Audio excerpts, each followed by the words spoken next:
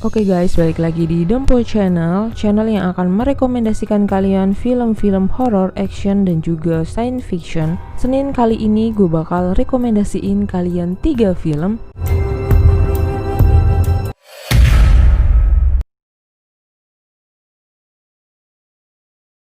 Yang pertama, film yang berjudul The Day After Tomorrow. Yang kedua, film yang berjudul The Divine Fury. Yang ketiga, film yang berjudul The Invasion. Yang pertama, gue bakal bahas tentang alur cerita The Day After Tomorrow. Film action adventure ini dirilis pada 17 Mei 2004. Film ini menceritakan tentang Jack Hall, seorang ahli paleoklimatologi Amerika, dan rekan-rekannya Frank dan Jason mengebor sampel inti es di Larsen Ice Shelf untuk NOAA. Ketika lapisan es tiba-tiba mulai terpisah, pada PBB di New Delhi, Jack membahas penelitiannya yang menunjukkan bahwa perubahan dapat menyebabkan akhir zaman. Tetapi Wakil Presiden Amerika Serikat Raymond Baker menampiknya dan mengubahnya. Profesor Terry Rebson, ahli kelautan dari Headland Center di Skotlandia, berteman dengan Jack atas pendatangannya tentang perubahan iklim yang tak terhindarkan. Ketika beberapa pelampung di Samudra Atlantik menunjukkan penurunan suhu laut yang parah, Rebson menyimpulkan bahwa teori Jack benar. Tim Jack dan Rebson bersama ahli meteorologi NASA Janet Tokada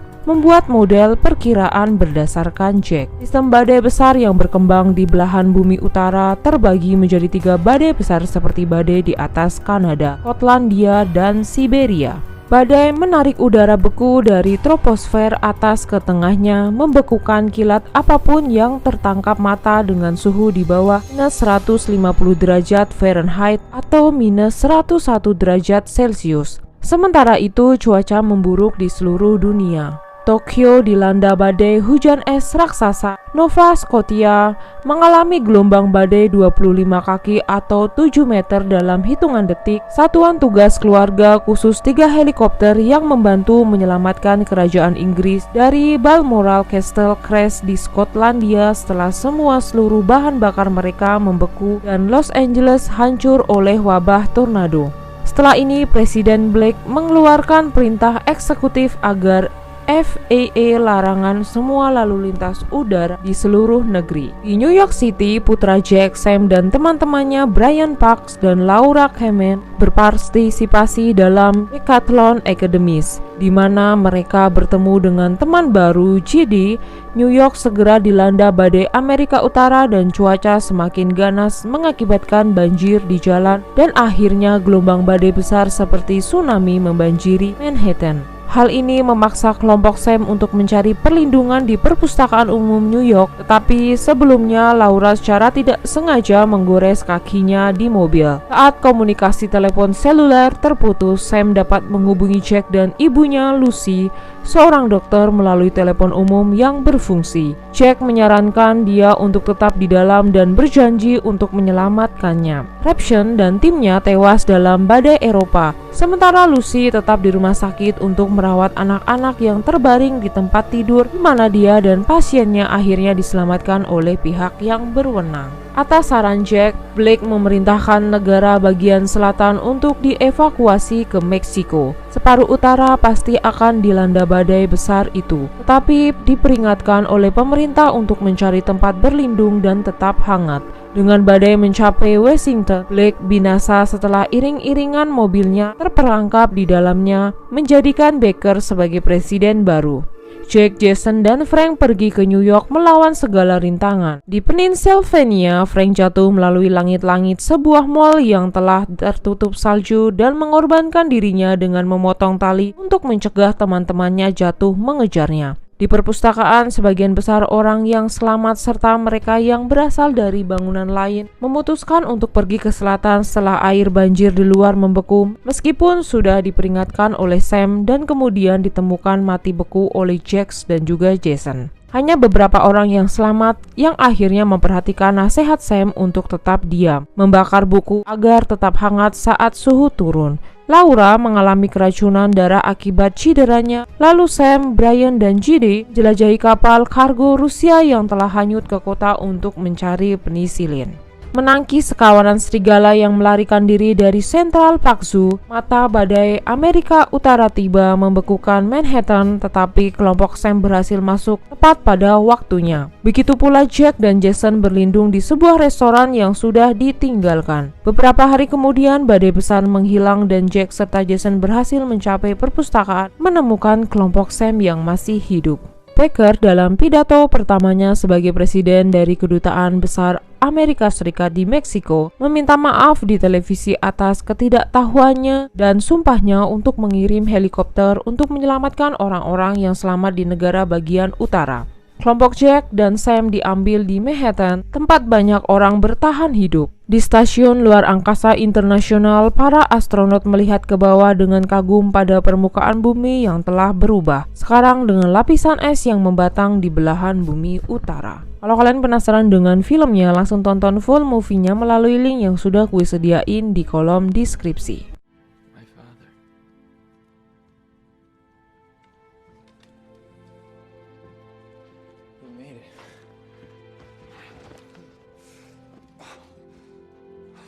Of course I did.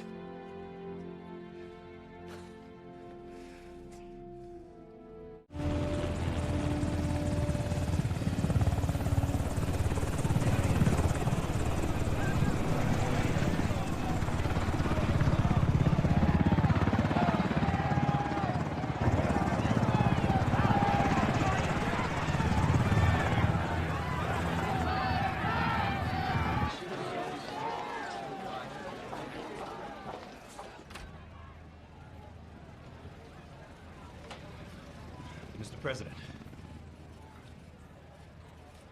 I just received a shortwave radio transmission from Jack Hall. He made it to New York. He says there are survivors. Thank you, Tom. In the face of nature's destructive power. For years, we operated under the belief that we could continue consuming our planet's natural resources without consequence. We were wrong. I was wrong. The fact that my first address to you comes from a consulate on foreign soil is a testament to our changed reality. Not only Americans, but people all around the globe are now guests in the nations we once called the Third World. In our time of need, they have taken us in and sheltered us. And I am deeply grateful for their hospitality.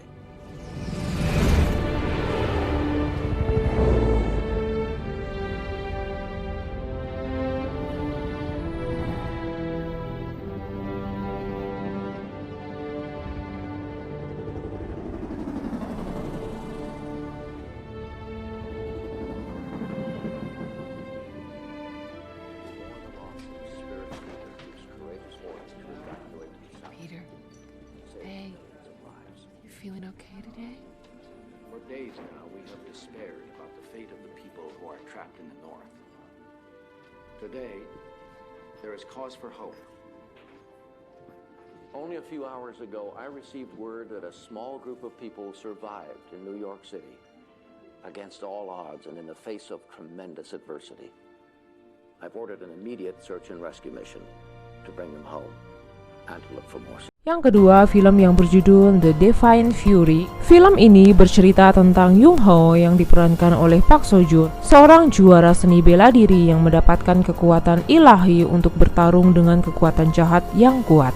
Setelah masa kanak-kanak yang tragis yang melibatkan kematian orang tuanya, Jung Ho menyimpan kebencian yang mendalam terhadap Yang Maha Kuasa. Dia menggunakan amarah ini untuk menjadi pejuang MMA yang sukses. Setelah pertarungan di Amerika Serikat, ia mengembangkan stigma yang memaksanya untuk mencari bantuan dari seorang pastor atau yang diperankan oleh Sung Ki. Pendeta yang merupakan pengusir setan melihat potensi di Jung Ho setelah lukanya mengalahkan iblis. Keduanya berpasangan untuk memerangi aktivitas iblis di Korea. Hanya secarik dari sinopsis dan alurnya. Kalau kalian penasaran dengan filmnya, langsung nonton full movie-nya melalui link yang sudah gue sediain di kolom deskripsi.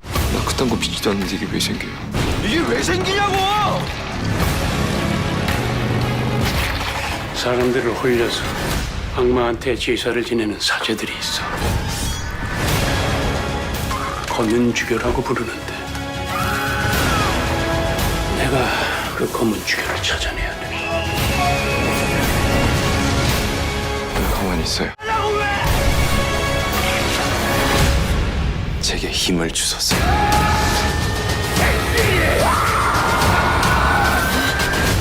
Yang ketiga adalah film tentang fiksi ilmiah yang berjudul The Invasion. Film ini dirilis pada tanggal 17 Agustus 2007. Setelah pesawat ulang-alik Patriot jatuh di bumi, makhluk hidup alien seperti jamur ditemukan di bagian yang tersisa yang tersebar luas di seluruh Amerika Serikat. Begitu orang terinfeksi oleh organisme dan tidur REM terjadi, organisme mengambil kendali. Salah satu orang yang pertama yang terinfeksi adalah Tucker Kaufman, direktur CDC yang menyelidiki kecelakaan tersebut. Mantan istri Tucker, psikiater Carol Bennell, mulai merasa ada yang tidak beres saat orang-orang tampaknya telah berubah. Pasiennya, Wendy Lang, diperankan oleh Veronica Chadwick, menggambarkan bagaimana suaminya bukan dia atau bukan suaminya dan salah satu teman putra Carol bertindak terlepas dan tanpa emosi. Di pesta Halloween, lingkungan putra Carol, Oliver, menemukan potongan kulit yang tidak biasa di sebuah pesta yang awalnya diyakini sebagai riasan kostum. Carol berspekulasi bahwa kulit mungkin terkait dengan laporan flu yang menyebar dengan cepat. Carol membawa sampel tersebut ke tempat Dr. Ben untuk dianalisis. Malam itu, Ben dan Carol menghadiri pertemuan makan malam persahabatan antara diplomat Rusia Yoris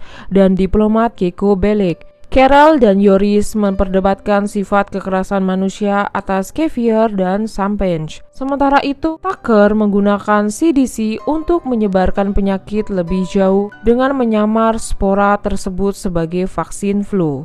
Ben dan Dr. Stephen Galeano, seorang ahli biologi, menemukan bagaimana spora mengambil alih otak selama tidur. Selama penyelidikan ini, Lady menelepon Ben, khawatir dengan perilaku Yoris. Driscoll dan Galeano juga menemukan bahwa orang yang memiliki penyakit yang mempengaruhi otak seperti encephalitis atau EDIM kebal terhadap spora karena penyakit mereka sebelumnya mencegah spora menempel ke materi otak. Putra Carol, Oliver, kebal terhadap spora karena EDIM yang dimilikinya saat masih kecil. Carol memutuskan untuk mendapatkan putranya yang mungkin bisa menunjukkan cara penyembuhan kembali dari Tucker. Sebelum dia pergi ke rumah Tucker, dia bergabung dengan tim Ben yang dipanggil ke rumah Belichick, duta besar Keiko, dan istrinya dalam keadaan darurat. Di sana mereka menyaksikan transformasi Yoris atau duta besar Rusia dan teman Belichick. Ketika Carol tiba di rumah Tucker, dia dan beberapa rekannya mendekatinya.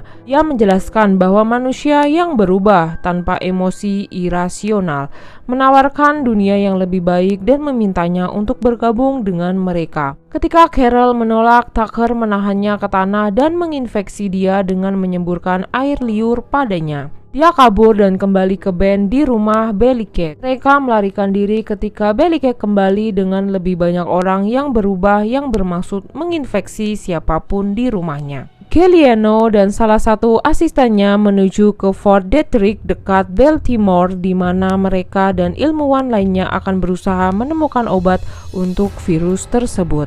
Carol dan Ben terpisah untuk menemukan Oliver yang mengirim SMS lokasinya apartemen ibu Tucker kepada Carol. Carol pergi ke sana dan berhasil menemukan Oliver, tetapi sekali lagi dikejar oleh Tucker yang harus dia bunuh untuk dihentikan. Carol mengatur untuk bertemu dengan Ben, tetapi butuh beberapa saat baginya untuk muncul. Dan Carol hampir tertidur, tapi Oliver menyelamatkannya. Ben datang, tetapi Carol menemukan bahwa dia juga telah terinfeksi. Dia mencoba membujuknya untuk menyerah pada masyarakat baru yang tidak memiliki kejahatan perang atau kekerasan, tetapi juga dengan terus terang menyatakan bahwa tidak ada ruang bagi orang seperti Oliver yang kebal. Carol menembak Ben di kaki dan kabur bersama Oliver. Mereka dikejar, tetapi akhirnya dia dan Oliver dijemput dengan helikopter dan diterbangkan ke pusat medis. Vaksin dibuat, inokulasi dibuat di seluruh dunia dan dalam waktu 1 tahun virus asing dibasmi. Carol dan Ben bersama lagi dan masyarakat kembali ke cara emosional dan kekerasannya yang normal. Kalau kalian penasaran dengan filmnya, langsung tonton full movie-nya melalui link yang sudah aku sediain di kolom deskripsi. Jadi ini dia guys 3 rekomendasi film di hari Senin kali ini. Sampai ketemu lagi besok di hari Selasa, gue bakal rekomendasiin kalian 3 film kembali